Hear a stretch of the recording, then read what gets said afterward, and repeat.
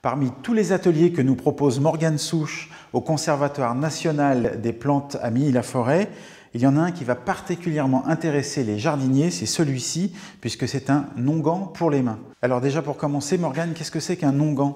Donc un onguent, c'est une pommade à base d'huile et de cire que l'on va pouvoir utiliser par exemple pour la peau. Comment on procède? Alors on va commencer par faire chauffer la cire et l'huile au bain-marie. Donc pour ça, je vais vous demander un petit coup de main parce qu'il va falloir râper la cire d'abeille. Le pain de cire. Voilà. Alors il en faut combien de Alors il la va cire? falloir mettre 6 grammes de cire d'abeille. Donc je mets là et on pèse les 6 grammes? Les 6 grammes.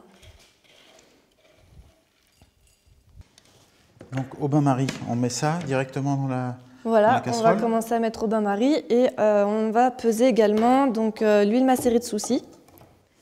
Alors comment on fait? Il va falloir qu'on la filtre et on va prendre 30 ml d'huile. Ah oui, parce qu'il faut qu'il n'y ait que l'huile et pas les... Ah non, on n'a pas besoin des fleurs. Alors les 30 Donc, ml. on a les 30 ml ici.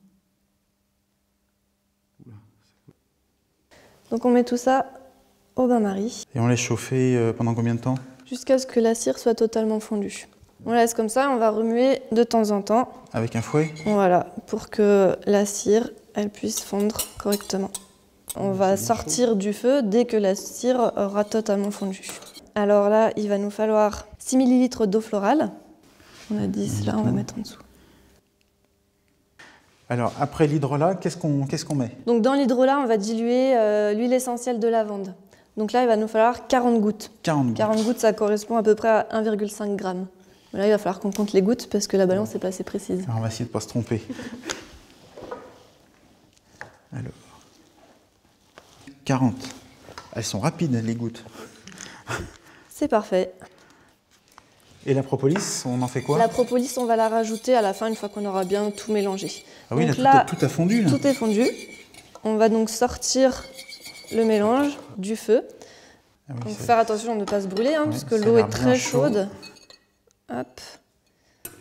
Voilà. Donc là, maintenant, il va falloir faire une émulsion. Parce qu'on a une phase grasse, une phase aqueuse.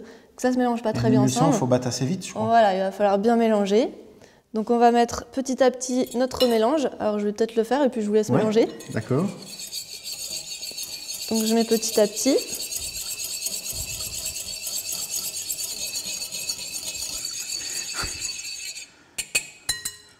Bon, ça a l'air bien émulsionné là, bien mélangé. Oui. Donc là maintenant que tout est bien mélangé, je vais rajouter les 6 gouttes de propolis. Donc je vais vous laisser continuer à mélanger. J'y vais. On voit que ça épaissit un petit peu. Ça commence à prendre, oui. Voilà. Ça a l'air assez mélangé. On voit que ça commence à prendre sur le fouet. Bon, ça a l'air de figer rapidement, donc je suppose qu'il faut mettre ça dans un récipient après. Dans un récipient. Donc là, avant que ça fige, on va le mettre tout de suite dans un bocal. Donc ça, c'est un petit bocal que j'ai stérilisé avant. Pendant combien de temps on peut la conserver? Alors celle-là, elle va se conserver 3 mois. Donc il y a quand même une phase aqueuse importante. Donc il va falloir faire attention. Hop. Et après on prend une spatule pour... Voilà, on peut prendre une spatule ou remettre au bain-marie pour refondre voilà, le reste. Quelques minutes. Et où est-ce que je dois le conserver cet onguent? Donc l'onguent, on va le conserver de préférence au réfrigérateur. Ça sent vraiment très très bon. J'ai envie de l'utiliser tout de suite. Ah bah on peut.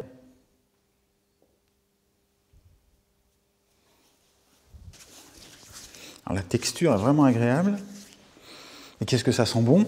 Oui, là on sent surtout la lavande. Oui. On aurait pu utiliser d'autres plantes, hein, par exemple la rose, pour remplacer la lavande. Ça tombe bien, je vais être un jardinier heureux et avec les mains douces.